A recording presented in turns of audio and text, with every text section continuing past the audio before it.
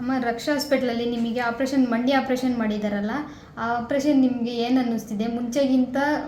ಮುಂಚೆಗಿಂತ ಈಗ ಎಷ್ಟು ಬೆಟರ್ ಅನ್ನಿಸ್ತಿದೆ, ಅದನ್ನ ಹೇಳ್ರಿ. ನಾವು ಇಲ್ಲಿ ರಕ್ಷಾ ಹಾಸ್ಪಿಟ್ಲಿಗೆ ಮಂಡಿ ನೋವು ಅಂತೇಳಿ ಹಾಸ್ಪಿಟ್ಲಿಗೆ ಬಂದಿದ್ವಿ. ನಾವೀಗ ಆಪ್ರೇಷನ್ನು ಮಾಡಿಸಿದ್ದೀವಿ. ಇದಕ್ಕೆ ನಾರಾಯಣಗೌಡ ಸರು, ಮುರಳೀಧರ ಸರು ಇದ್ದರು. ಅವರು ಮುತುವರ್ಜಿಯಿಂದ ಚೆನ್ನಾಗಿ ಮಾಡಿದ್ದಾರೆ. ಆದ್ರೂ ಸಕ್ಸಸ್ ಆಗಿದೆ.